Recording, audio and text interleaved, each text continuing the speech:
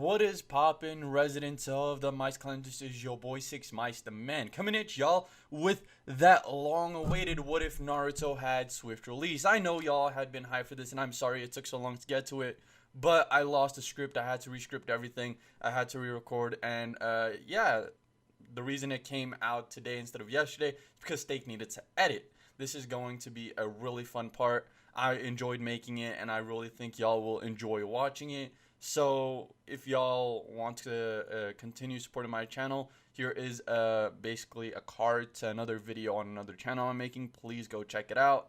And yeah, without further ado, let's get into this.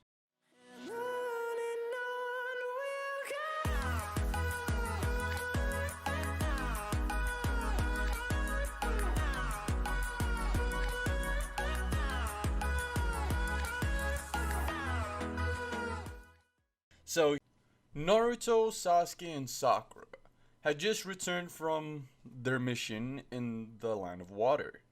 Their sensei had revealed that he had signed them up for the Chunin exams, and if they did want to participate, that they'd need to fill out sheets, as he would give them said sheets. He'd explained that if they fill in those sheets and go to a certain place into a certain class, they are going to be put into basically the Chunin exams. So they'd all think it over, and the next day when the Chunin exams would roll around, they would actually decide to go. All of them would see each other outside of the school and decide to walk in together. They'd start making their way up the stairs when they basically see the classroom they're supposed to be in. When they do get there, they see basically two Chunin looking people basically shoving an odd fella in green. This odd fellow in green is, as we all know, Rock Lee. He'd tell them to let him through, as the two Chunin would continue to say that no one there is worthy of entering. Naruto and his team would just casually walk by, as basically everyone would try to stop them and ask them where they're going. They're probably scared, huh? They would then look back and Naruto would reply, "We all well know that that's a genjutsu, so y'all can drop it. This is the second floor. We're supposed to be on the third floor." As they just continue past them to the next stairwell, making their way up. They don't make it too far until the boy in green, previously basically shoved on the ground, would basically appear in front of Naruto, saying, "Hey you, I heard you're the fastest genin in your class. I want to fight you."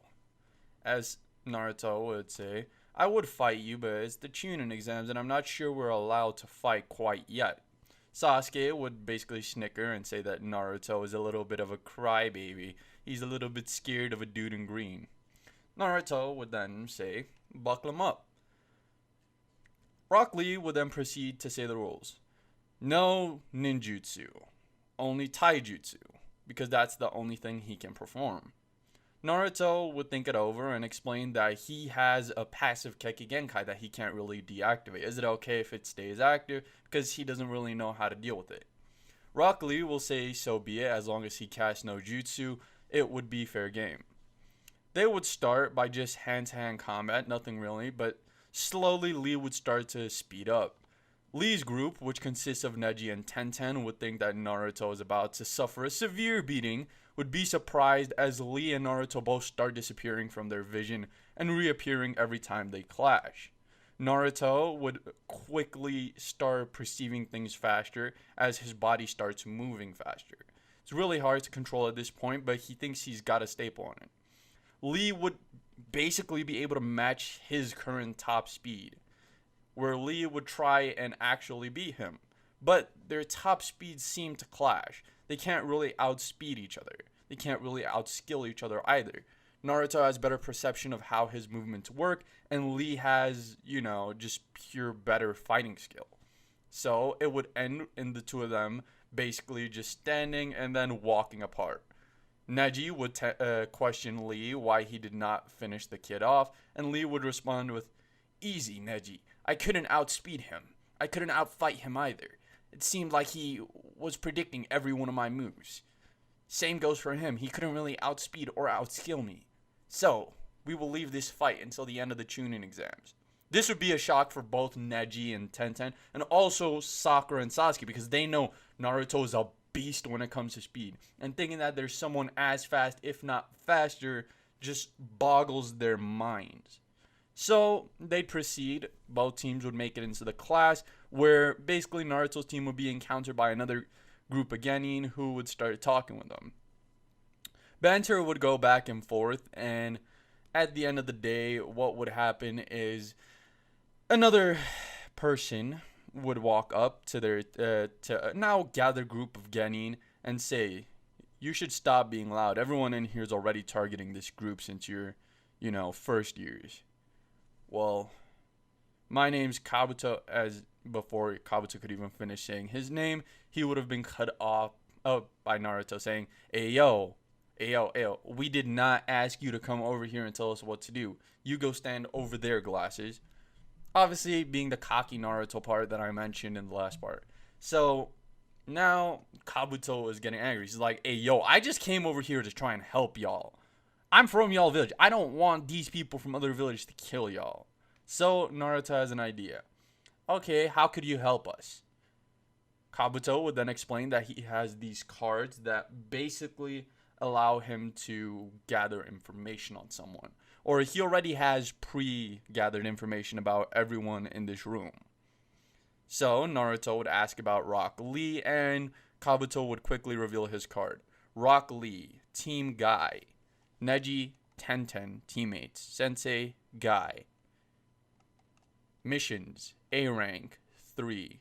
B rank, 3. C rank, 25. D rank, 58. They have been on a lot of missions. This sincerely shocks Naruto. He'd ask quickly, Ayo, how long they been shinobi? And Kabuto would quickly point out, only 1 year. Naruto would be surprised that anyone could gain that amount of power so quickly, even though he was able to match that first year, but that wouldn't be possible without his Kekkei Genkai. Kabuto would proceed to say, Rock Lee also has a medical mutation that prevents him from performing nin or genjutsu. His chakra network moves way too slowly to the point where it's near dormant. And this would cause Naruto to kind of panic because this kid is that powerful without chakra. His teammates are probably fucking monsters. He'd then say, okay, as another person would jump out. Jonin Ibiki. Ibiki would basically tell the maggots in the room to sit down according to the number on the table, and they'd all quickly find their seats. They'd realize none of them are close to their teammates, and Ibiki would continue to explain. In this test of the Chunin exams, being the first test, you will answer a sheet of 10. These questions are questions that can only be answered by Chunin. So, if you are caught cheating, you would get a strike. If you get 3 strikes, your entire team would be removed. If you do not answer the 10th question successfully, which would be given after the rest of the exam, you will be failed and would never be allowed to become a Chunin. Everyone would quickly start stressing, but would easily start taking the test. As they do their thing, Naruto would realize that they were supposed to cheat. He'd quickly basically gain control over a little faster perception. Nothing to the point where he does in combat, but to the point where he can look at someone else's sheet for a millisecond and basically be able to read what it says.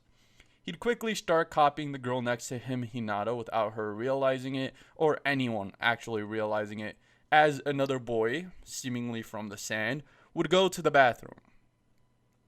In the bathroom, basically, the guard would be knocked out and replaced by a puppet from the sand boy, and he'd return. He'd quickly be able to pass the test just like everyone else, but nearing the end, when the 9th question for everyone and the timer would run out, Ibiki would say, if you wish to take the 10th question, stay. If you do not, follow the 9 other teams that were eliminated by cheating. Now, who's gonna stay? Naruto would get up and as a lot of teams left and say, I'm not leaving. Even if I don't become a Chunin, so be it. I will be the first Genin Hokage. There's nothing saying that a Genin can't go on higher ranked missions or be paid more. It's just, you'd be a Genin. It means people just wouldn't respect you as much. So, I'm gonna continue to the 10th question, and I hope you all reconsider it. A lot of teams who were about to leave would also decide to stay, which would mean that a lot more people than were supposed to actually passed. Ibiki was about to say something as someone else burst through the window. Anko Mitarashi. As a banner flew up behind her and basically a party popper shot off behind her too, she'd say, "I am the sexiest shinobi in Konoha. I am Anko Mitarashi, proctor of the second exam. Now follow me, maggots." As Ibiki would tell her that, "Hey yo, I wasn't finished yet," and she would not care. She would leap back out of the window as the genin would start to follow. Following the curvy shinobi, wearing only fishnet undercoats and a large trench coat over it, they would arrive at a location within the leaf known as the Forest of Death, or one of the many Chunin training grounds. She would continue to explain that this is the Forest of Death, the second part of the Chunin exams.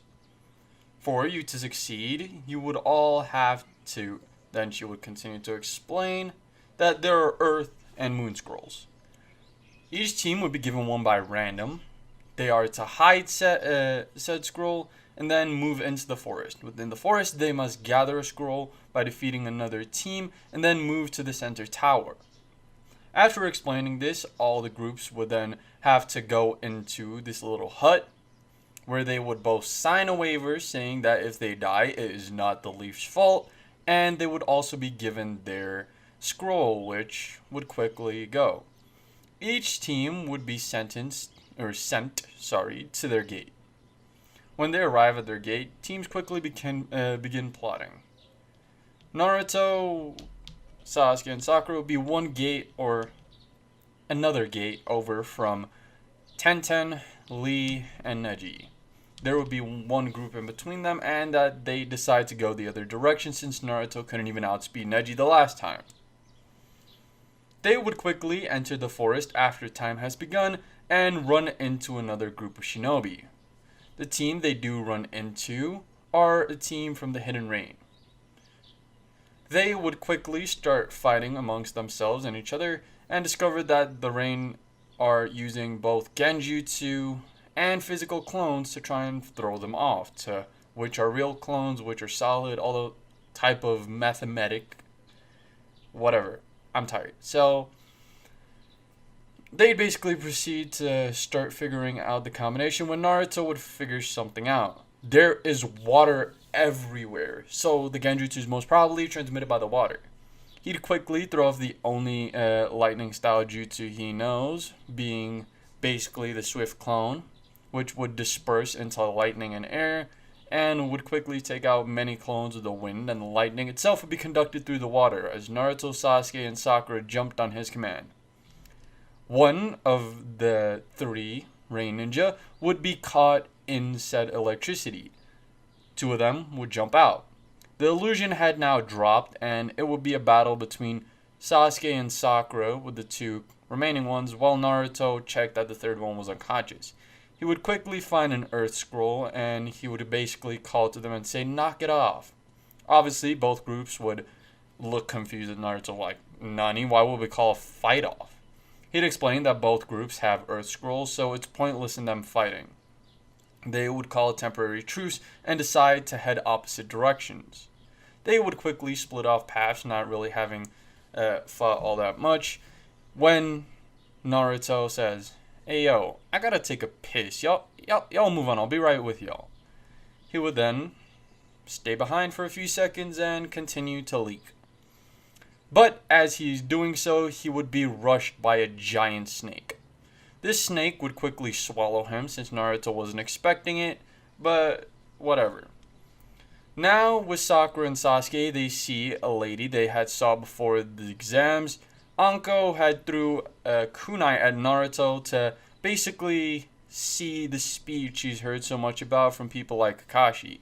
Naruto would have dodged the kunai pretty effortlessly, while another genin would have walked up behind Anko, basically with the kunai in her tongue giving it to Anko. She gave off real snake vibes, if you know what I mean.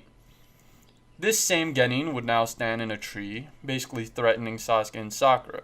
She did not ask for the scroll, but she did ask for Sasuke. She had asked that the Uchiha be handed over and that the rest of the group leave. She said that the blonde boy has already been eaten by a giant serpent, while the two of them will be closely following. They would quickly say that who does she think she is when she starts bursting her aura. This would make it really obvious that she's no ordinary kid. She feels like she could be Kage level. Sasuke and Sakura would both be frozen as a giant snake comes arisen, and the girl would now jump onto said snake. Said snake would stop all of a sudden, with the girl basically screaming confused, saying, "Move forward, you stupid snake," as it would start slowly swelling, and it would electrocute her all of a sudden. She'd be confused as she sees the stomach just slice open, and the snake dispel. Naruto had used a bunch of swift clones to basically disperse and shock and hopefully cut the snake as he falls out confused. He says, that was the first time I shocked myself," as he continues to struggle to get to his feet. Sasuke and Sakura, who had finally gotten their bearings back, would tell Naruto, "Get over here, you idiot," as he jump over. They would quickly start offensively attacking the shinobi they had come across, and it wouldn't be long until a fireball jutsu from Sasuke would finally connect. Naruto had not been able to outspeed the shinobi once, but by him keeping the shinobi busy and Sasuke hitting her from behind would basically end in her skin sort of melting off. And so they'd see another face underneath this one, an older male's one. The male inside's voice starts to change and says, "Well, looks like you figured me out," as he crawls out of the skin like it's a snake shedding. Whatever, he would explain that he is Orochimaru, one of the three Sannin, quickly ringing bells in all three of the Genin's head. They had heard stories about the Sannin while they were in the academy. The Sannin, the three strongest shinobi in the shinobi world, except for a certain few. Whatever, they need to leave. They'd quickly try leaving, but Orochimaru, now unrestricted by the body he was previously in, would quickly demobilize them, knocking Naruto out and even biting Sasuke, leaving some sort of weird mark on his neck. Soon after, he dissolved into the ground, as Naruto would barely be able to wake up just as he left. Naruto would say, "Damn it. Sakura, you take care of Sasuke. I'm gonna go get that proctor." Naruto wouldn't really have his bearings and would fall over multiple times before he gets his footing, because he literally just got knocked out and just stood right back up. He'd quickly use his speed to make his way back to the entrance, and they're in the complete middle of the forest. So it's going to take a long way either to get back to the tower or to get to the entrance. They would then separate, Sakura trying to find a hiding spot underneath a giant tree she found for Sasuke to rest while they wait for Naruto, and Naruto would be on his way to the outside. He would eventually reach the outside and tell Anko that there's a certain slippery bastard inside that calls himself Orochimaru, and as he believes that's a rogue shinobi of the Leaf, and he just almost killed their team. Anko would ask, "What do you mean?" as Naruto would proceed to say, "Well, he gave the Uchiha a hickey and then ran off." Anko would quickly touch her neck, basically freezing for a second, just as she basically focuses chakra into her mouth to let off a loud chakra-empowered whistle. This would alert Anbu, and she'd tell them that Orochimaru is in the Leaf. The third Hokage must be alerted. She then asked Naruto to lead the way to where they found him, and Naruto would quickly take off. As they arrive at the scene, no one is there, and Naruto would say that he has to go check up on his team, while Anko would say that it would be fine. Just get the Uchiha to the tower as quickly as possible. Naruto would start making his way there. On the other hand, to the people he is heading to, Sasuke is laying unconscious while Sakura is trying to defend him from three shinobi that had just shown up out of the blue attempting to kill him. She would obviously question this, and they would reveal that they are from the Hidden Sound Village. And as that, from the Hidden Sound Village, they are tasked from their leader, aka Orochimaru, to kill Sasuke and some shit. They would quickly start bullying Sakura as she's on the point of basically fainting when a certain green person just pops up in front of her. "Sakura, my sweet, I am here. I, Rock Lee, have saved you." As he basically gushes over her and she says, "Ew, but thank you, Lee. I really needed your help." As quickly, she would also notice standing in the trees Neji and Tenten, two people not even closely interested in helping them. Now, they would proceed to quickly start ganging up on Lee. Lee would not be at a disadvantage at all, and Tenten and Neji would refuse to help when a certain someone would wake up. Sasuke, now bursting out in a purple aura, marks spreading all over his body, would viciously attack these sound shinobi, basically refusing Lee of his help. Lee would obviously let him since this isn't his fight, they already have the scrolls. Sasuke would almost kill all of the shinobi, but would quickly be stopped by Sakura basically grabbing onto him and begging him. Sasuke would finally let up and grab a scroll from one of their pockets, telling Sakura they're gonna head to the tower. Sakura would agree as one of the sound genin would stand up. He has some sort of gauntlet device. As he throws his hand towards Sasuke, attempting to throw off some sort of sound wave attack, he'd be kicked in the side of the head by the knuckle-headed ninja himself, Naruto. Naruto would say, "Hey, sorry I'm late. Y'all guys okay?" As he sees Sasuke's curse mark regressing. Sasuke would fall to the ground saying, "Took you long enough. Now, let's get to the tower." Naruto would look up and see Lee and would already know what went down. He'd nod respectfully, basically thanking Lee for the assist, not wanting to say anything because he knows it would basically trigger up Sasuke's temperament, and together the two teams would head back. When they get there, they would basically see Gaara. Gaara would have been there for hours and would actually have made it there in the first three, which is an almost new record. They'd be really impressed, but whatever. On the wall it says it has a riddle, and they decipher the riddle to basically open both scrolls at the same time. As they do so, out puff Uruka. Uruka would then start shouting at them about how they shouldn't open the scroll until they have both, because this would eliminate them from the Chunin exams, when Naruto would basically just point down, and Uruka would see that they do have both scrolls. He'd be confused, questioning how they got them this fast, and Naruto would look over to the other team and say, "It's thanks to them, so whatever." He'd also be holding an unconscious Sasuke at this point, saying that they need a room for Sasuke because he's in pretty bad condition. Iruka would show them the way, as he'd also see that Lee's group also has 2 scrolls, so he'd allow them to enter as well. He'd go write them off as having passed his test, and they should take some sleep. Now we'd have a 3-day time skip. After the 3 days had shortly passed, all the genin that had passed the test would have gathered in the central room, where a giant statue in hand would be held. Now that they are in this room, the third Hokage would start explaining the meanings of this test. He would explain that too many people have passed this test to go on to the finale, so they're going to have a preliminary. Everyone that wins their fights would move on to the finale. For sake, I'm just going to go over Naruto's fight with Kiba instead of every single fight, because more or less, basically what happens is Sasuke wins, Kabuto gives up, I think, Sakura ties, Lee gets put in the hospital, Neji beats the shit out of Hinata. Naruto would claim that he's going to destroy Neji in the finals, and yeah, so Naruto would be put up against the one Kiba and Izuka. Naruto and Kiba's fight would be a lot different from what it was in canon. Even though Kiba knows that Naruto has immense speed, he is still really cocky that he's going to win, because Naruto in the academy is still not all that much in this What If universe.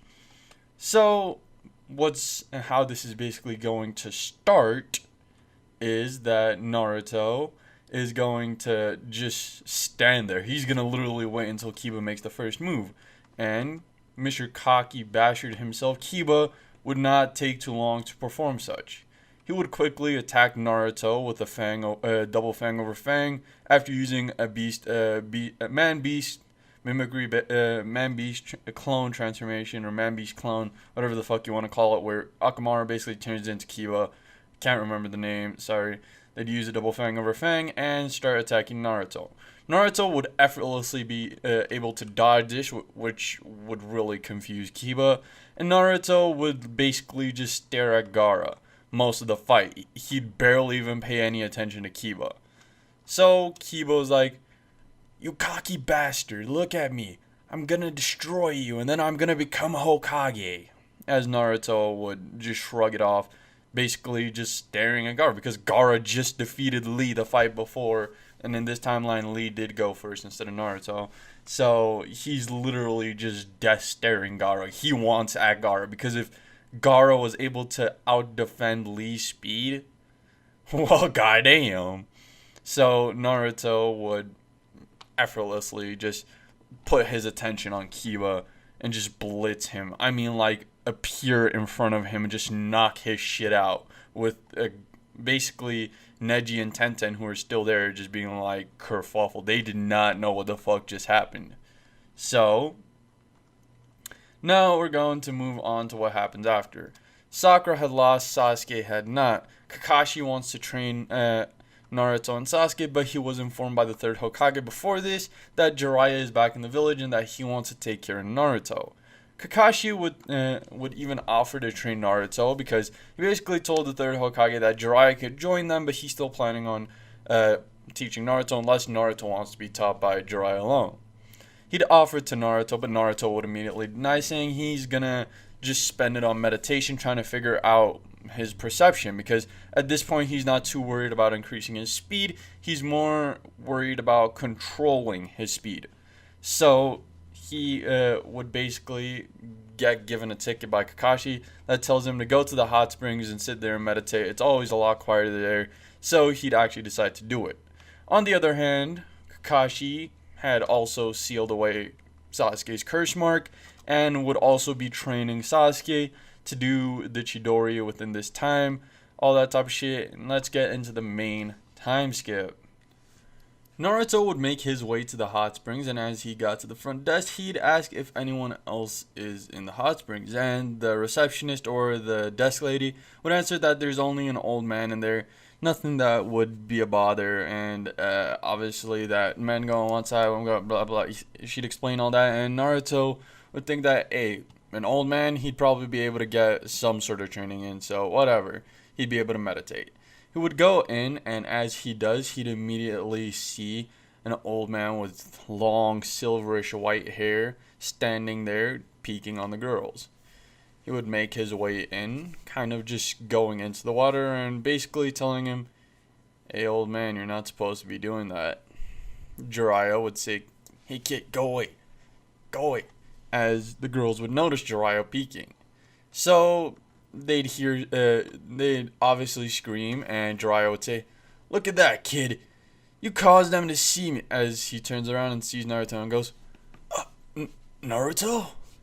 And Naruto would ask him if Naruto knows him, and Jiraiya would just respond with, "I, Jiraiya, the great Toad Sage of Mount Nebo," and starts his whole rant, basically ending with Naruto saying, "Well, whatever, old man, just shut up. I'm trying to meditate," as he goes into a meditative position.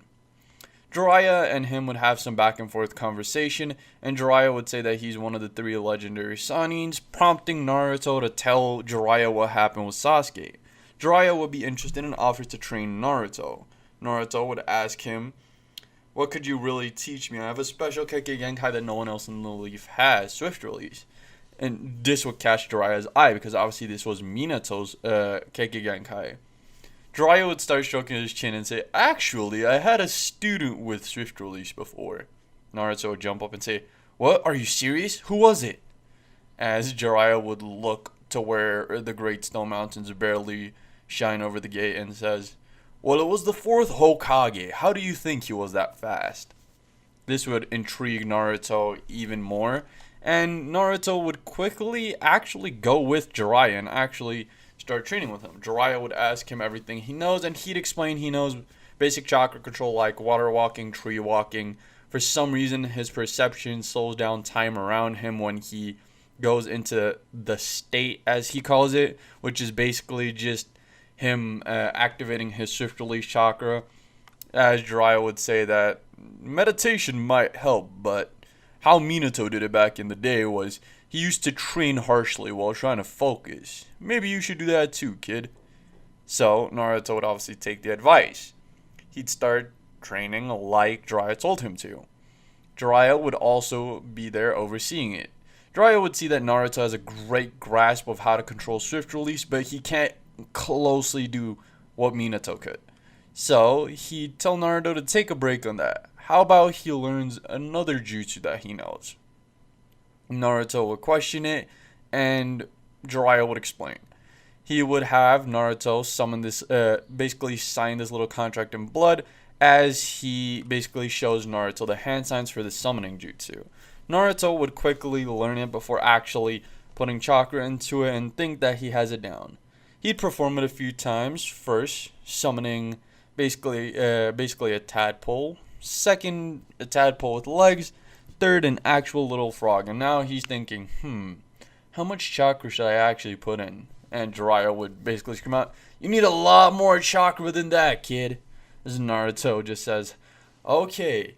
He slams his hands together, channeling as much chakra as he could, and then quickly switches into the hand signs.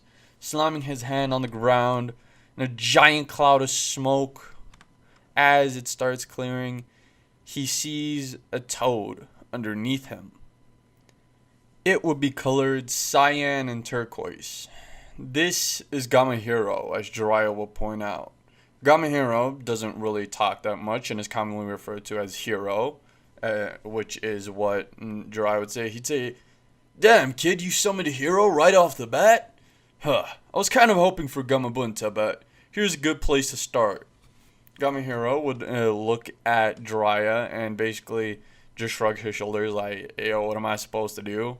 And Jiraiya would explain, "Okay, Gamahiro, since he didn't summon the big guy like the rest of us, I'm gonna guess you're gonna get your first official contract. So how about you give him a test?" Gamahiro would basically just have the same test as Chief Toad for this example, aka Gamabunta for those of you who do not know who Chief Toad is. So basically what would proceed to happen is Naruto would actually stick to Gamahiro for the next 24 hours, with Gamahiro giving him the contract at the end of the day. Naruto would agree only to summon him if needed, and Gamahiro would poof away.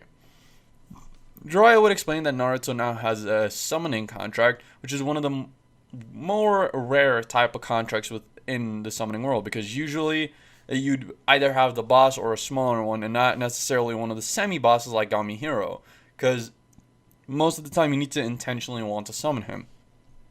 Jiraiya wouldn't necessarily know why Gamahiro was summoned, but he remembers something similar happening to Minato. Minato was able to summon 3 toads actually off the bat, being Gamahiro, Gamabunta, and the third one, whose name I can never actually remember, the polite one, sorry. So basically what would happen now is that Naruto would have yet another month to train because he got this down so quickly. Jiraiya would think to teach him taijutsu, but with Naruto's pure speed and at this level of Chunin exams, he wouldn't actually need that offensive of taijutsu. So he decided to teach him another jutsu. As Naruto would come back the next day to once again train with Jiraiya, Jiraiya would show off his signature jutsu, the Rasengan. Naruto would slowly progress through the steps, and I'm gonna say in about a week he'd actually get down all the steps. Jiraiya would try and get him to actually perform the Rasengan, and for about another week he'd actually work on trying to do it without a clone. He's not going to have clones this one since he only has Swift clones. Naruto would eventually get it down, and Jiraiya, seeing as there's 2 weeks over, would ask Naruto how much control over his Kekkei Genkai he has. Naruto would say that he has sublime control over the Kekkei Genkai itself and some of the jutsu within the Kekkei Genkai, but he cannot perform any jutsu from either wind nor lightning release, which kind of saddens Jiraiya because like, hey, yo, you got wind and lightning release, but you can't use it. Like, that's a waste. But whatever.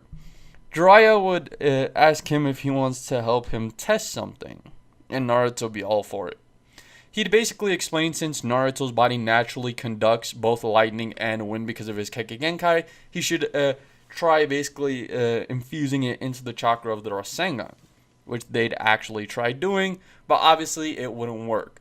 At the end of the day, what they would have gotten down to was actually Naruto getting an Odama Rasengan down, which is actually pretty impressive. Not to the scale of the normal Shippuden Odama Rasengan, but Odama Rasengan nonetheless. It does a lot more damage than the base Rasengan, and is a pretty stable move, I'd say.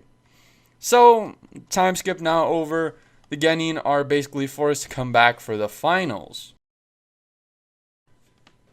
But that is also going to be it for this part. Sorry to cut it off like in the middle of an arc, but I will be doing the rest of the arc in the next part. And the part after that is going to finish off Naruto. And then we're going to probably either put this into a movie or start off with Shippuden, depending on how many views this series is going to get. So thank you all for watching. Please like, subscribe, and comment down below. And also there's going to be a link to the playlist right here. Hit the bell notification. And yeah, thank you Steak for editing this, and thank you to the Dragon Lord for creating our intro and outro. 1, 2, 3, let's go!